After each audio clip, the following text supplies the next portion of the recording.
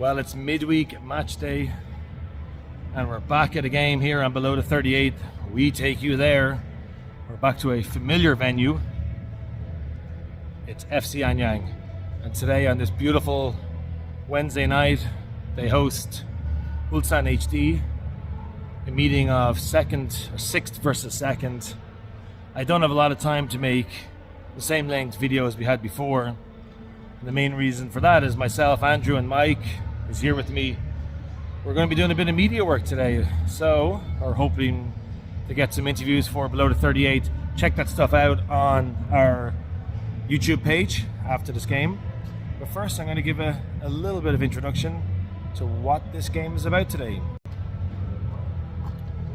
Well, as I said, it's the meeting of sixth versus second.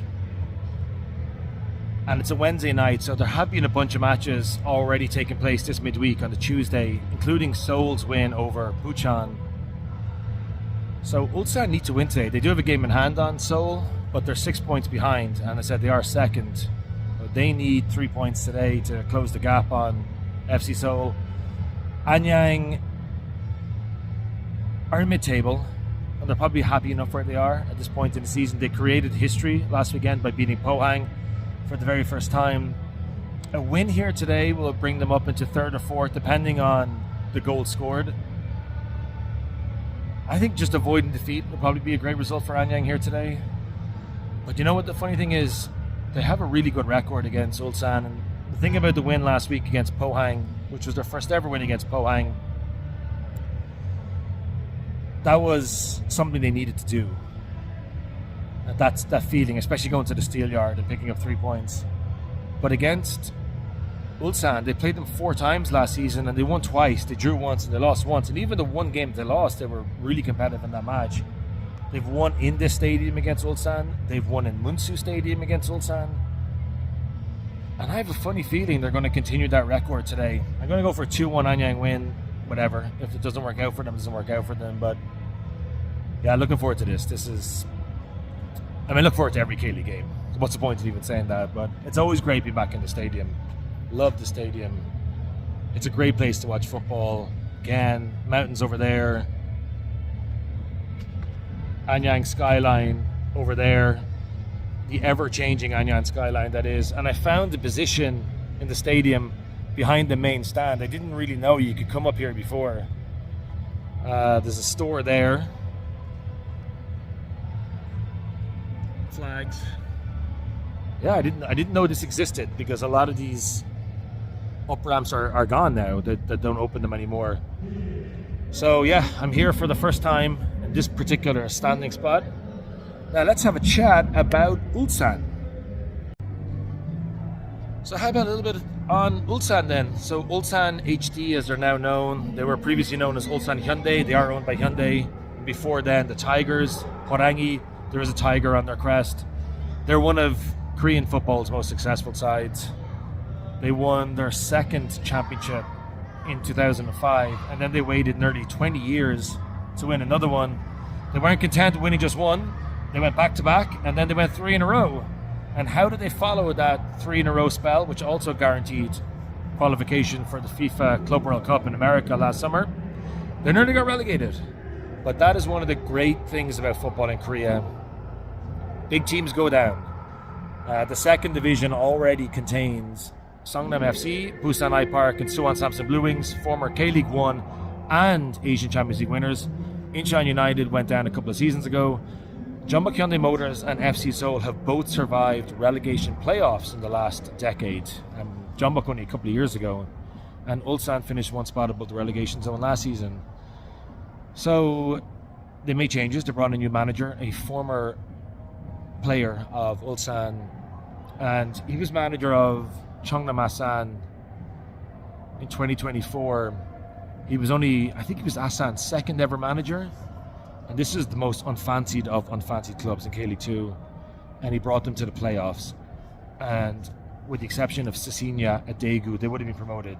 Cheongnam Asan, unbelievably, would be a K-League 1 club if it wasn't for the Brazilian maestro Cecilia. And oddly enough, manager Kim left at the end of that season and went to Jeonnam Dragons, former K-League 1 regulars and recent enough FA Cup winners, Korea Cup winners. And they were nailed on for promotion spot, playoff spot, until the last day of the season, when incredibly they lost in the 96th minute to Cheongnamassan FC. Manager came, resigned. Jana missed out on the promotion spots, as out on the last day of the season. But he got a job down at Ulsan HD, and like, this is a huge job for him. It's a huge job for anybody. He might be a former player. He might have found some success in K-League 2 with certainly one unfancied club. But the step up to Ulsan is massive. And they started the season reasonably okay. I mean, they are second in the table. I think most people fancy them to finish top 3, certainly top 5. But they were absolutely hammered at home by Seoul last midweek. And that would have set alarm bells ringing. They did destroy Gwangju then at the weekend, but Gwangju are poor this year. This is a challenge. Coming to the Anyang Stadium to face this Anyang team is a challenge. So a very successful club, a very big club. They play in a great stadium. They have a great kit. They have loads of famous players in Korea. And after a very difficult 2025, they look like they're making a comeback of some sorts. Yeah, let's have a chat about Anyang. Now behind me there's a big banner here. I'm going to show you.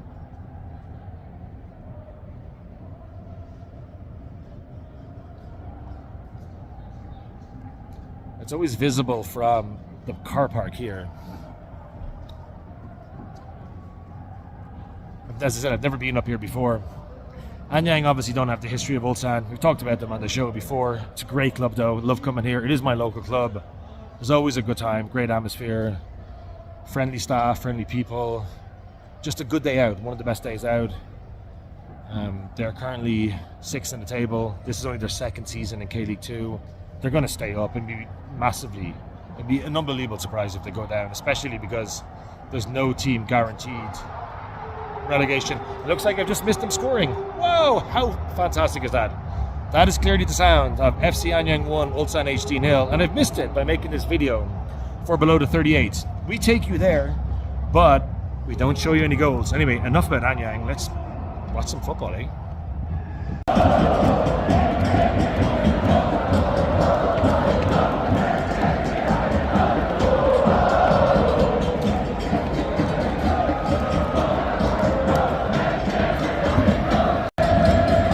So yes, Anyang are 1-0 up, and this is what it means to them.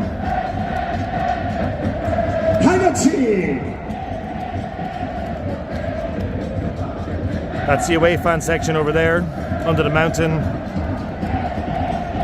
Not a huge crowd here today on a Wednesday night, unfortunate I guess. That stand is sold out over there where the main supporters group goes. I wanted to stay over there for today's match, but it is sold out.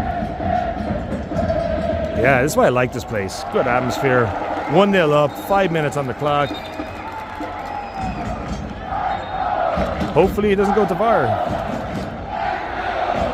Might as well show you the stadium then, eh? As I go and make my seat beside a lonely Mike. I love this here. Bit of history on the walls. Pictures of famous days at FC Anyang. Not a particularly old club, but still. Let's walk down these stairs.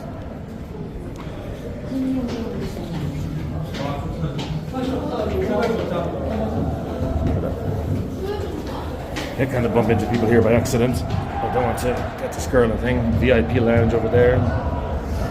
And this is behind the stand that Mike is sitting in.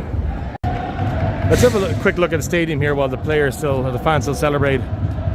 This is behind one of the temporary stands. This is actually the main stand here.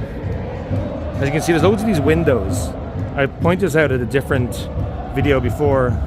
All of the local sporting clubs in Anyang will have a spot at the stadium.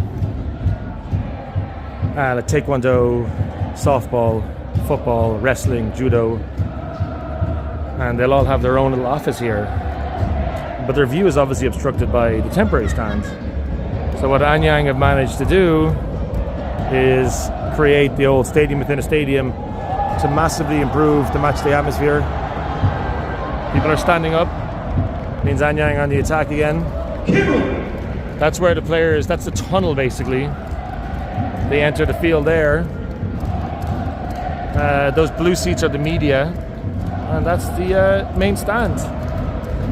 What a place. What a place to watch football. Civitano Paradiso Feliz. FC Anyang.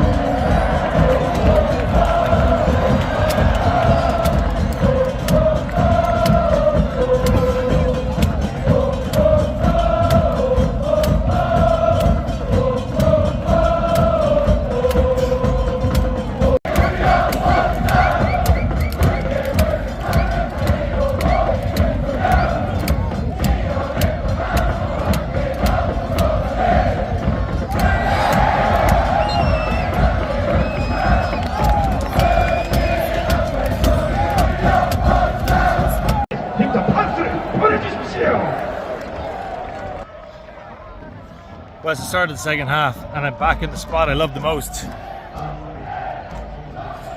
Standing beside this railing with this background view. Mike and I were sitting in front of the main stand over there in the first half, row 1, at the edge of the penalty box.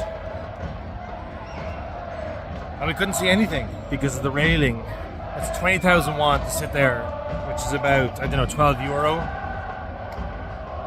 But to sit in this stand here and have this view, it's 15,000 won. We always just stand. 50,000 won is about 8 euro. I think it just represents great value. So we're here for the second half. Anyang lead Ulsan 1-0.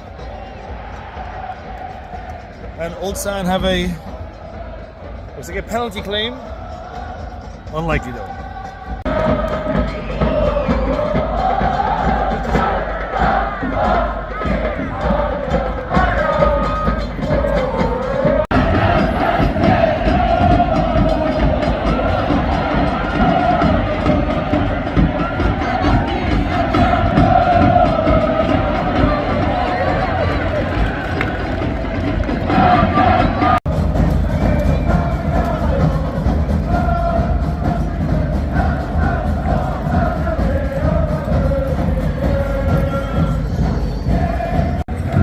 Gone for a beer. The beer run here on the radio.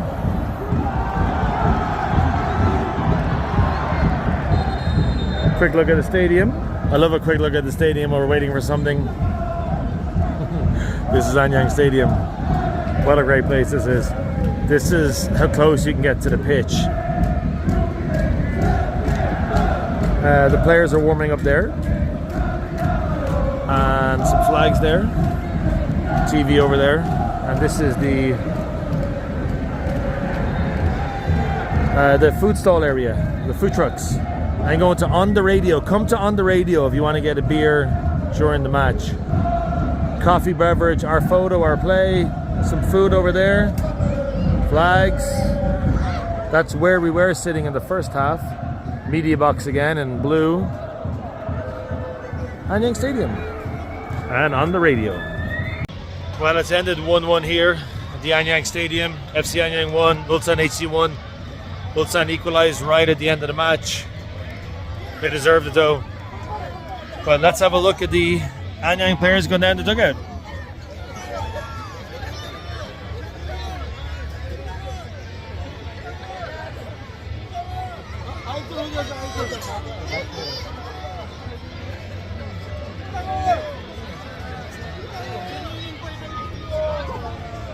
It's definitely a great feature in this. Like, anybody can go get a player's autograph straight after the match is ended, because they exit the pitch, but there isn't a proper tunnel. I'll show you this view again. So they go down this way.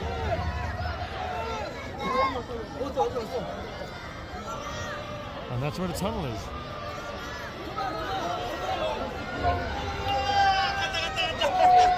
That's where the tunnel is. And everybody's really happy to see Thomas with the chute. So the game is over. It's ended 1-1. Anyang 1, Ulsan 1. We're outside the mixed zone / changing rooms / bus area where Ulsan HD depart from. I want to interview Bojanic, but unfortunately the media officer was saying that not today. He doesn't want to have an interview today. I think he felt that they left those points behind. Probably fair enough. They probably should have won the game. It would have been nice to talk to him, but it's his time, you know. They leave Anyang at 10:05 local time. It's about 9:55 now. There's about 10 journalists over there. Right there, including Mike. I get the feeling they all want to talk to Lee Dong-kyung, who is the reigning K-League 1 MVP. Mike is looking to get Jo Yanu. We might get nobody. We might get somebody here on Below the 38. Anyway, after this, we'll go over to the Anyang mix zone. So stay tuned.